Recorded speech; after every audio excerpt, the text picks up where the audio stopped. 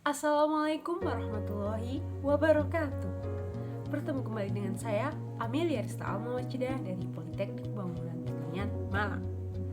Baik, selamat pagi Bapak-bapak sekalian. Di sini saya mohon izin untuk melakukan sebuah kegiatan yakni diskusi bersama terkait good farming practice ayam petelur. Nah, nopo niku good farming practice ayam petelur Bapak Ibu? Good farming practice ayam petelur merupakan pedoman untuk berbudidaya ayam petelur yang baik. Jadi pedoman ya Bapak Ibu, dan apabila good farming practice ayam petelur ini dapat dilakukan dengan baik, insya Allah produksi telur dari Bapak Ibu akan bagus produksinya seperti itu. Pada data-data dari jurnal-jurnal yang telah saya baca, good farming practice ayam petelur apabila diterapkan dengan baik dapat meningkatkan produksi ayam petelur. Seperti itu nggih Bapak Ibu. Nah, dasar pemeliharaan ayam petelur, untuk dasar pemeliharaan terdapat manajemen, kemudian perkandangan, kesehatan, kemudian ada pakan atau feeding, dan tak lupa utamanya yakni breeding atau bibit itu sendiri. Kemudian dalam memelihara atau beternak ayam petelur terdapat kunci kesuksesannya yakni dari genetiknya, kemudian veterinary services dan biosecurity, kemudian dari nutrisinya, kemudian dari manajemen, sehingga akan menghasilkan produksi telur yang bagus.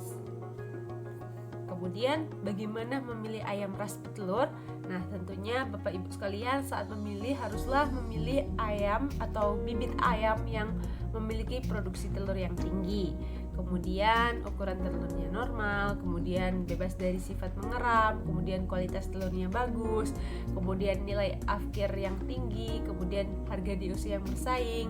Tak lupa kemampuan adaptasi dari ayam petelur terhadap lingkungan yang tinggi. Kemudian untuk jenis bibit, Bapak Ibu, untuk jenis bibit ayam petelur terdapat 2J. Yang pertama ayam ras petelur atau ayam ras petelur coklat yang Bapak Ibu sekalian pelihara. Kemudian ayam petelur putih yang mana ini juga merupakan jenis dari bibit ayam petelur namun warnanya putih atau white leghorn. Kemudian yang selanjutnya apa yang disebut dengan strain? Strain merupakan klasifikasi berdasarkan garis keturunan. Jadi ada strain Ross Brown, Highsec, Babcock, Hubbard Golden, dan lain-lain. Kemudian pakan. Nah, berdasarkan periode pemeliharaan, ransum ayam petelur itu dibedakan menjadi fase starter, grower 1, grower 2, pre-layer, dan layer. Namun pada fakta di lapangan itu pola pemberian pakannya terdapat 2, yakni ransum jadi dan ransum self mixing. Kemudian untuk ransum self mixing ini harus sangat diperhatikan ya Bapak Ibu, harga dari supplier bahan bakunya, kemudian teknik formulasinya, kemudian bahan baku ransumnya itu sendiri, kemudian tak lupa persoalan jamur gitu. Jadi untuk ransum self mixing ini harus sangat-sangat diperhatikan. Kemudian untuk kualitas pakan pasti Bapak Ibu sekalian sangat-sangat memahami terkait pakan yang bagus itu seperti apa. Tentunya tidak menggumpal, tidak tengi. Kemudian kualitas pakan ini harus diberikan sesuai dengan periode. Kemudian tak lupa frekuensi pemberian pakan itu sendiri. Kemudian untuk bentuk dan tekstur ransum terdapat 2 bentuk, yakni versi crumble dan mash. Nah, untuk fase starter, grower ini crumble ya Bapak Ibu. Kemudian untuk yang fase layer itu mash.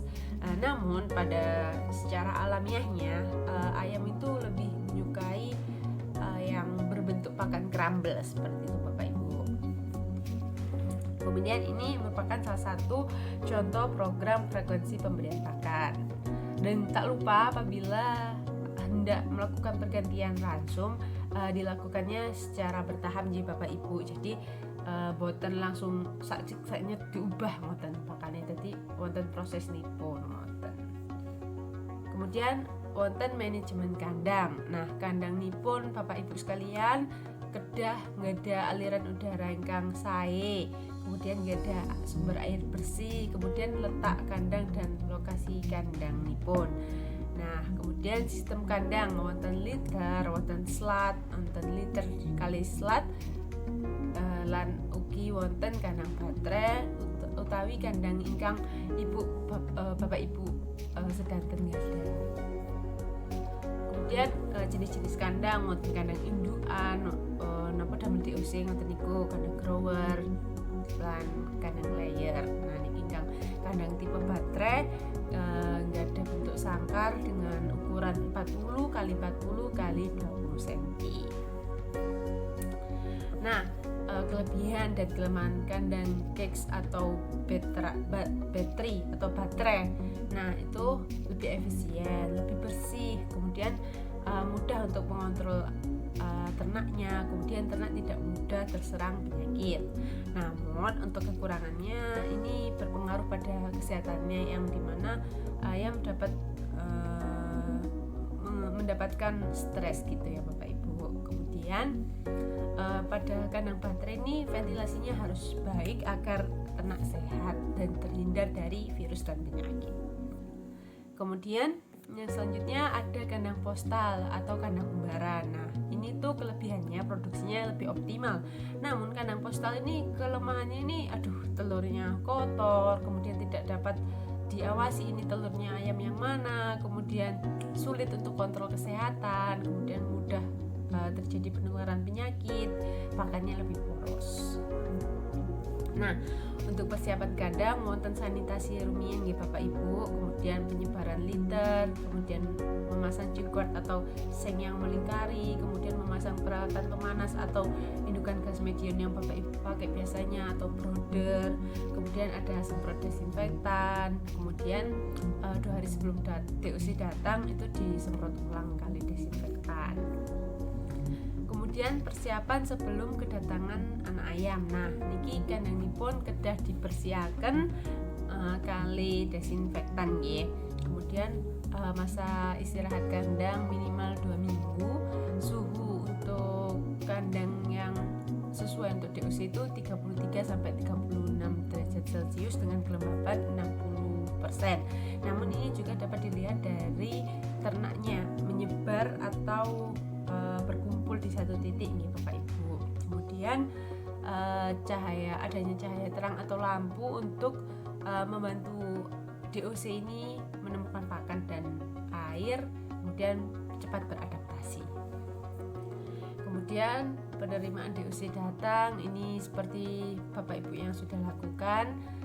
Kemudian selanjutnya ada periode ayam petelur. Nah, ini dari strain-strainnya. Kemudian untuk fase brooding yang tadi sudah dijelaskan ya Bapak Ibu, jadi saat DOC datang tuh dipastikan air dan pakan sudah tersedia. Nah ini kemudian untuk program pencahayaan, jadi adanya program pencahayaan untuk anak ayam. Program pencahayaan itu nopo Bapak Ibu? Nah ini program pencahayaan itu adanya sinar yang menerangi si DOC ini. Nah tidak harus selalu lampu Bapak Ibu, jadi terdapat juga bisa kalau di fase yang layar itu dengan bantuan sinar matahari. Jadi kalau di fase layar itu ada 16 jam untuk pencahayaan. Nah kan 12 jamnya itu sudah dari matahari nggih. Nah sisanya ini seharusnya wonten pencahayaan tambahan dari lampu. Terus ini pun Kang 12 jam kan kirang 4 jam. Nah kirang 4 jam niku saged ditambah sampai lampu nipun jam 7 sampai jam 8, kemudian pagi saderenge subuh niku jam 3 sampai jam 4 ngoten. Kemudian yang selanjutnya ini lama pencahayaan yang itu tadi yang saya sebutkan. Jadi yang paling ditekankan pada fase layar itu sebenarnya mendapatkan 16 jam pencahayaan kedahnipun. Nah kemudian nopo to pencahayaan niku damel nopo untungipun wonten pencahayaan. Nah pencahayaan niku cahaya yang didapatkan dari ayam baik dari matahari maupun lampu ini dapat mengaktifkan kelenjar hipotalamus untuk menghasilkan kelenjar tiroid, kelenjar paratiroid dan hormon hipofisa. Nah, kelenjar tiroid ini akan mengaktifkan hormon tiroksin untuk meningkatkan pertumbuhan. Kemudian kelenjar paratiroid ini mengaktifkan hormon paratiroksin untuk metabolisme CA dan fosfor. Kemudian untuk hipofisa ini menghasilkan hormon FSH dan LH, yang mana ini akan menghasilkan folikel atau sel telur yang berkembang dan terjadinya ovulasi tersebut. Kemudian untuk seleksi bibit, jadi Bapak Ibu sekalian kedah milih bibit kang sehat, boten cacat nggih. Kemudian ciri-ciri ayam yang sakit, nah niki Bapak Ibu pun paham niki ingkang yok nopo ayam kang sakit, lesu, lemas, boten purun maem kali boten purun minum, terus telurnipun boten normal nopo kadangipun boten bertelur ngoten nggih. Kemudian ini ada periode starter, grower. Nah, biosecurity niku nopo to Bapak Ibu? Biosecurity niku pengendalian atau benteng pertahanan pertama dari ternak agar terhindar dari penyakit. Jadi biosecurity niki upaya pencegahan. Dadosipun wonten upaya pencegahan ingkang penyakit niki mboten saged mlebet ingkang ternakipun Bapak Ibu sekalian.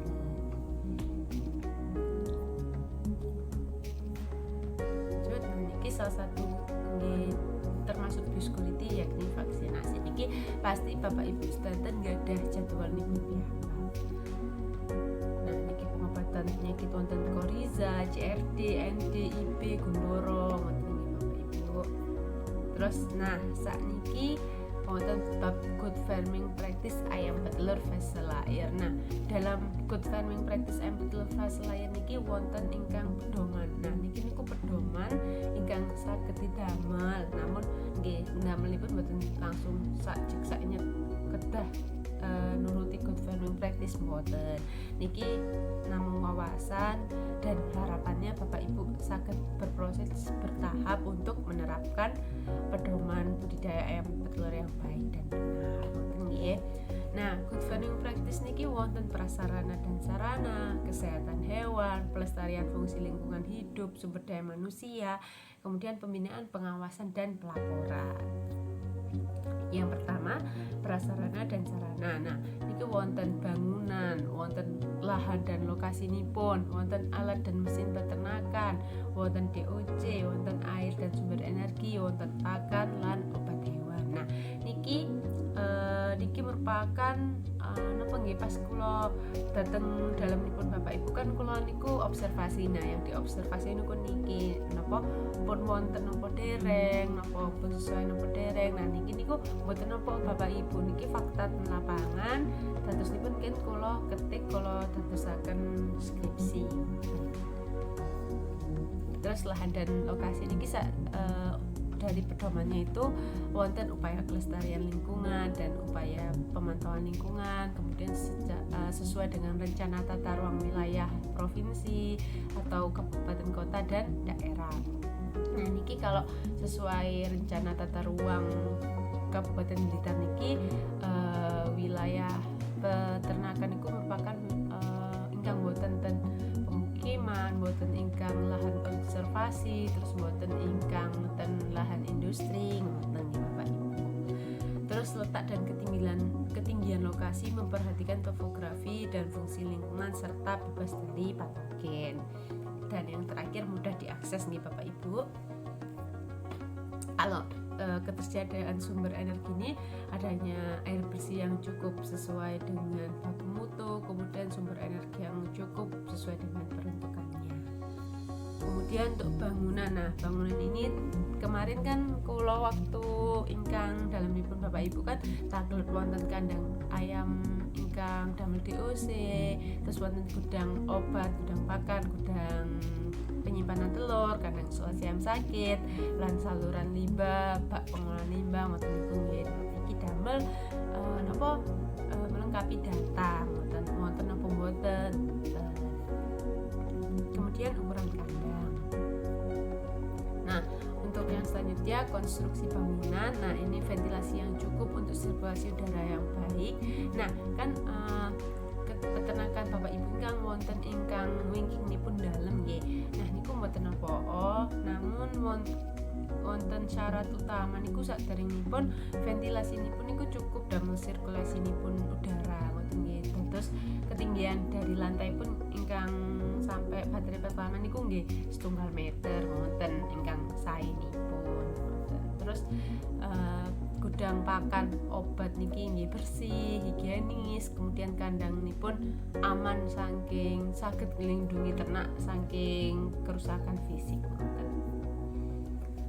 Terus niki tata letak bangunan niki wonten desinfeksi di awal pintu masuk nggih ingkang napa pedomanipun. Terus wonten napa pagar ingkang mengelilingi kandang ya. Kemudian posisi kandang niki ingkang sae niku membujur dari timur ke barat maupun sebaliknya. Nopo Bapak Ibu? Nah niki agar ternaknipun niku rata saged kenging sinar matahari. Kemudian niki alat dan mesin peternakan wonten brooder, wonten chickboard, wonten tempat pakan, minum, alat desinfeksi, kemudian wonten timbangan dan peralatan kesehatan. Kemudian untuk DOC, nah kriteria DOC yang bagus niku berat DOC per ekor niku minimal 35 gram. Kemudian warna bulunya itu sesuai galurnya, terus bulunya ini kondisinya kering, terus fisiknya sehat, normal, mboten cacat kakinipun. Terus wonten jaminan kematian ingkang sae ngoten Bapak Ibu.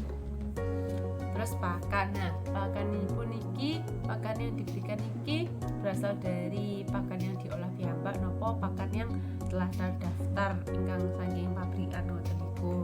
Terus kemudian pakanipun niki kedah sesuai jumlah kalian jumlah kebutuhan nutrisinipun ternak sesuai fasenipun. Ngoten. Ingkang pakan ingkang diolah piyambak niki napa kedah diujiaken saderengipun niku Bapak Ibu. Namun mboten napa ingkang dereng diuji kan Bapak Ibu nggih pun damel pakan ingkang saking pabrik ngoten sing damel piyambak MBM ngoten niku. Terus iki wonten mutu pakan ayam petelur ingkang harus dipenuhi nggih Bapak Ibu. Nah niki ingkang kemarin kula mutu napa keplek, nah damel nyocokaken kalian niki.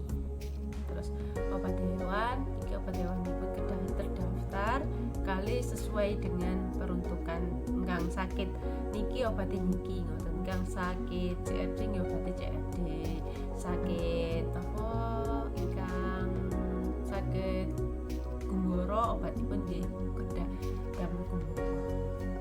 Terus selanjutnya kesehatan hewan. Nah niki wonten situasi penyakit, tindakan pengamanan, nah kalian biosecurity. Terus wonten niku situasi penyakit niki ayam petelur niki harus bebas dari penyakit ngoten nggih Bapak Ibu.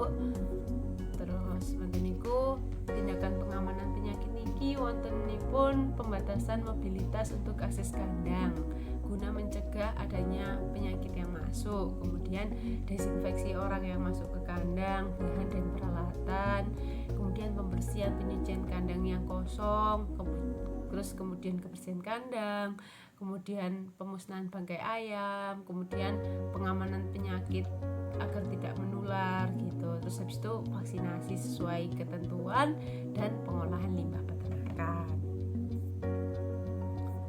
Terus habis itu pelaksanaan biosecurity wonten tata laksana kali tindakan desinfeksi sanitasi.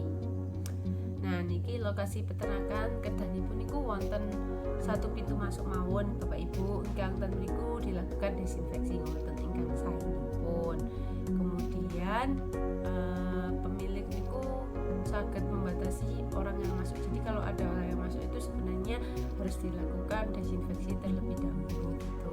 Terus kalian saged saat masuk kandang itu nambel masker, nambel sepatu boot. Terus yang paling utama niku pencelupan sepatu boot dalam cairan desinfeksi. Niki nggih Bapak Ibu, ingkang pun kula jelasaken niku wau.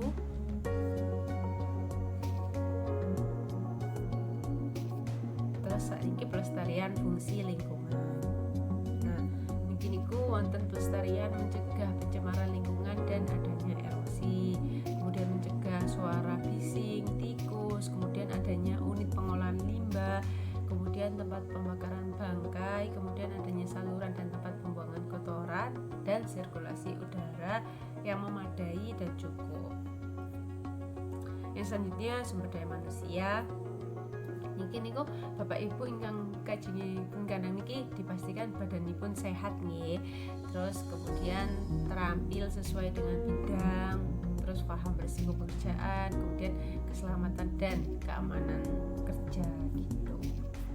Terus yang terakhir pembinaan, pengawasan dan pelaporan. Nah, pembinaan, pengawasan, pelaporan niki ingkang pembinaan wonten kegiatan pembinaan saking pemerintah terkait